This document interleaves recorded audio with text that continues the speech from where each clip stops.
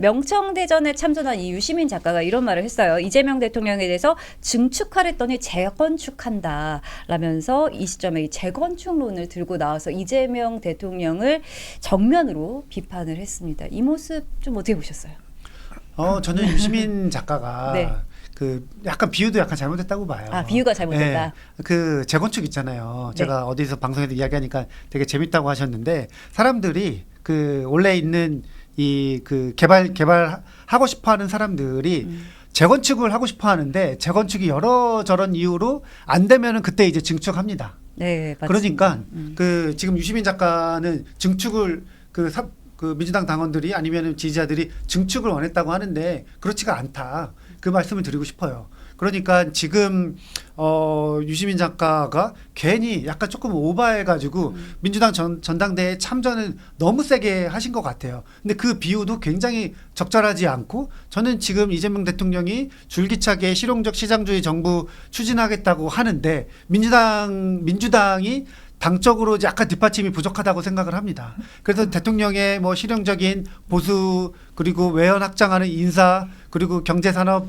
정책들 이 방향성을 민주당이 엄청나게 힘을 실어줘야 되는데 그 힘 실어주는 게 유시민 작가가 보기에는 이거는 기존에 있던 뭐 세입자들 다 물러가고 그냥 용역들이 들어와서 다 제거하고 재건축하겠다 이렇게 이제 받아들이고 있는 거잖아요. 그런 인식에 동의할 수 없다. 그리고 막 코고층이 흔들리고 민주당의 전통적인 지지층들이 다 떠나갈 것이다 이렇게 이야기를 하는데 그렇지가 않죠. 지금 민주당의 가장 지지자들과 당원들은 지금 이재명 정부가 성공하는 것도 원하지만 이거를 잘 성공해가지고 다음번에 다시 선택받기를 원합니다. 재집권이에요. 그러니까 이재명 정부 성공과 재집권이 가장 큰 목표입니다. 재집권하려면 어떻게 해야 됩니까? 계속 민주당 강성 지지층들이 원하는 정책, 원하는 방향, 원하는 노선대로 되면은 저는 재집권 못한다고 봐요. 그러니까 중도 확장할 수 있는 이러한 대통령 그리고 모두의 대통령을 추구하고 있는 이재명 대통령한테 좀 힘을 실어줘야지. 거기에 대해서 본인들이 원하는 강성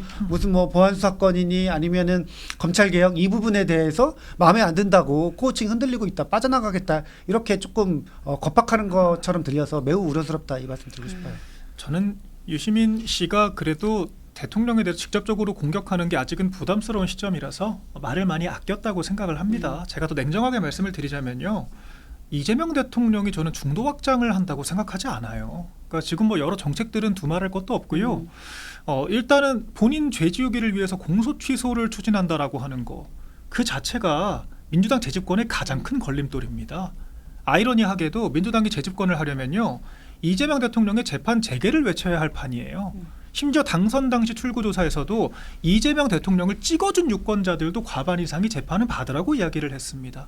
그런데 지금 민주당이 이번 지방선거에서도 이재명 대통령 공소취소 주장하다가 망했다라고 하는 평가가 많잖아요. 부동산, 스타벅스 공소취소 3대 요소로 꼽습니다. 그런데 이거 셋 다 이재명 대통령으로부터 파생된 악재예요. 그렇다라 그러면 오히려 정말 냉정하게 평론을 할 거면 이재명 대통령 안고는 절대로 재집권 못한다라는 얘기가 지금 나와야 되는 시점인 거예요. 그래서 저는 이런 이야기가 이제 스멀 스피커들 사이에서 나오기 시작하다가 총선 전후로 폭발할 거라고 생각을 합니다. 제가 단언컨대 총선 때 이재명 대통령 지지율 지금보다 폭락할 수밖에 없다라고 보고요.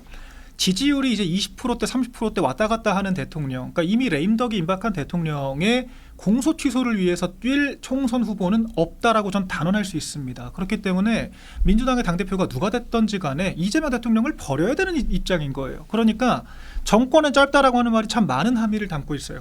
대통령은 단임제입니다. 어차피 5년 있다가 무조건 가야 돼요. 아무리 길어도. 하지만 정당은 훨씬 더 영속적인 개념이에요. 재집권을 해야 됩니다. 지금 재집권 플랜을 짜는데 걸림돌이 되는 것이 친문그룹인가 이재명 대통령인가. 둘 다 막상막하라고 보지만 저는 기본적으로 이재명 대통령이 실권을 쥐고 있기 때문에 더 걸림돌이라고 보거든요. 이런 역학에서 민주당은 움직일 것이고 아직까지는 뭐 다스베이더 제가 보진 못했습니다만 순한 맛으로 이야기를 하고 있는데 전당대회가 끝나고 총선까지 더 가열찬 전쟁이 벌어질 것이다 전망을 합니다. 좀 뭐 저는 이전부터 이런 상황 예견을 해왔었는데요. 저는 아직 시작도 안 했다라고 보고 있고요. 쉽게 말해가지고 유시민 작가의 이 발언, 입주민들은 증축을 원했는데 재건축을 하고 있다. 뭐 이런 종류의 발언의 근간에는 뭐가 깔려 있냐면 내가 집주인이야.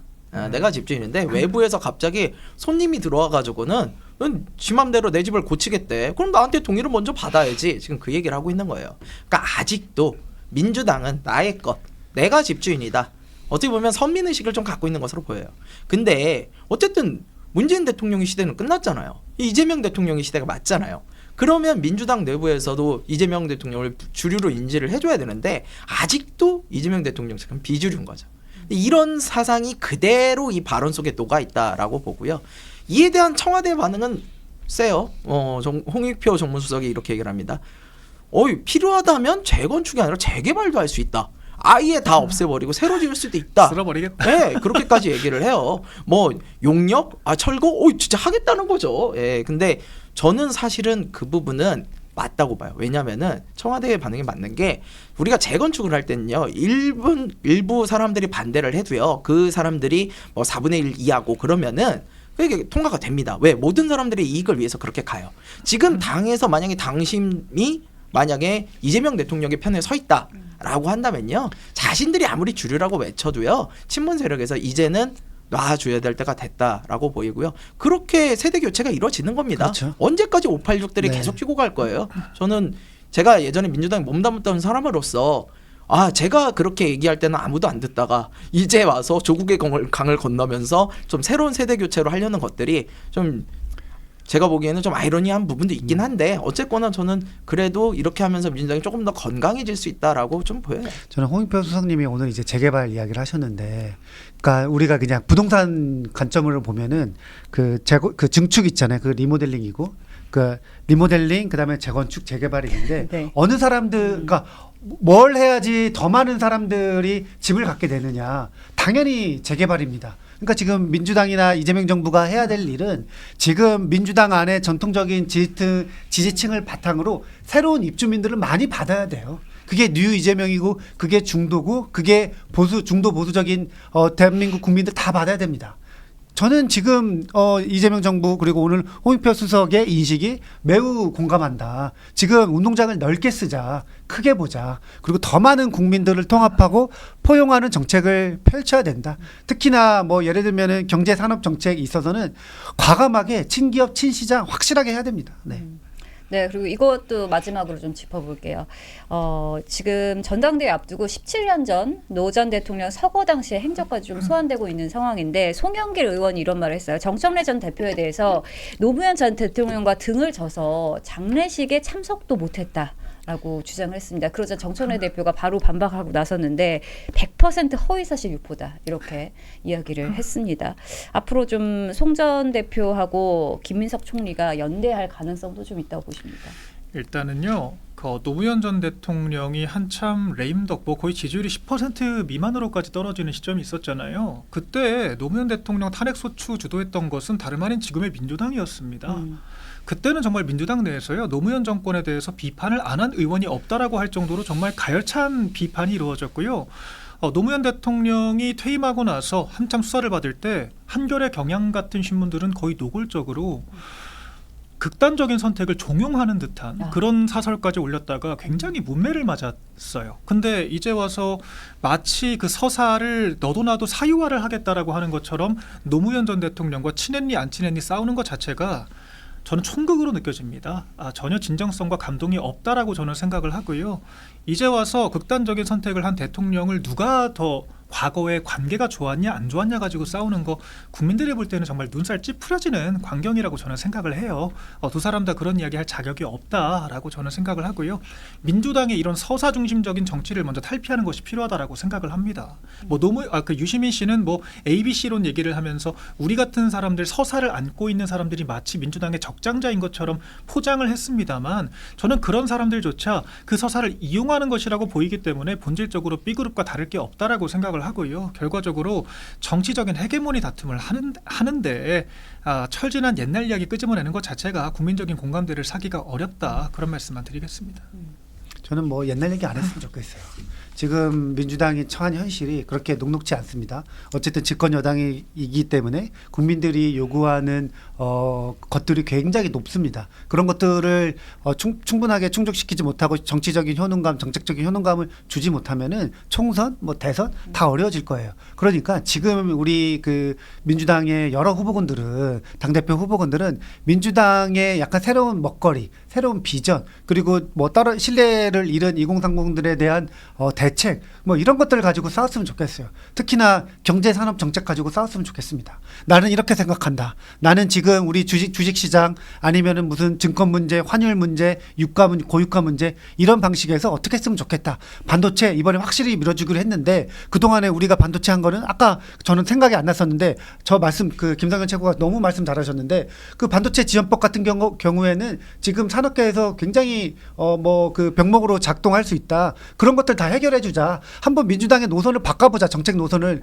그런 주장이 나오면 얼마나 좋습니까? 근데 내가 과거에 전직 대통령들과 어떤 사이였고 뭘 했고 그리고 지금 대통령과 친하고 뭐하고 연락을 하고 안 하고 이렇게 사람으로 나누지 말고 미래에 대한 이야기로 우리 민주당의 전당대회를 조금 진짜 발전적이고 건설적으로 조금 좀 꾸며보자. 이러한 제안들을 했으면 좋겠어요. 옛날에 했던 거 진짜 노무현 전 대통령 시대 2002년이니까 20년 전이에요. 20년 전에 정치적인 이벤트에서 나는 어떠한 스탠스였지? 그게 뭐가 중요합니까? 지금 하나도 안 중요합니다. 100% 동감합니다. 예, 지금 무엇이 중요한디? 20년 전에 노무현 대통령 장례식에 참석하고 안 하고가 왜 중요합니까? 예. 저는 그런 거보다도 지금 말씀하신 것처럼 좀 더 시장 경제에 적응해서 그쪽에 규제를 완화하는 방식으로 갈 거냐, 아니면은 민주당의 전통 노선대로 약자 보호 컨셉에서 노조들을 옹호하고 갈 거냐, 이런 부분에 있어서 치열한 싸움이 있어야 된다고 봐요. 그게 대한민국 경제를 살리는 길 아닙니까? 지금 그런 부분, 그리고 고환율 시대, 이거에 대해서 도대체 어떻게 대응을 해나갈 것이냐, 이런 것들이 전당대회의 주요 의제가 되면 안 되는 겁니까? 그리고 그거에 더 나아가면은 이제 공천이나 이런 것들, 민주당의 공천원금 문제 예전에도 나왔고 지금도 나오고 있는 문제 아닙니까? 그럼 이런 거에 대해서 공천원금이나 이런 걸 어떻게 하면 완전히 뿌리 뽑을 수 있느냐, 밑에서부터 올라가는 풀뿌리 민주주의를 해나갈 수 있느냐, 이런 것들이 건설적인 내용이고 그것이 국민들을 위한 내용이죠. 근데 그런 것들이 아니라 검찰에게서 보안 수사권을 완전히 뺏는 것이 맞느냐 틀리느냐, 이게 전당대회 내용이 돼야 됩니까? 저는 이런 것들도 안 좋고, 또 노무현 대통령까지 소환해가지고 이렇게 싸우고 있는 모습을 보면서 이렇게 차기 권력을 위한 헤게모니 다툼이 과연 국민들의 민생은 어디 가고 자신들의 권력 투쟁만 하는 이런 모습이 좋아 보일까, 이런 생각을 합니다.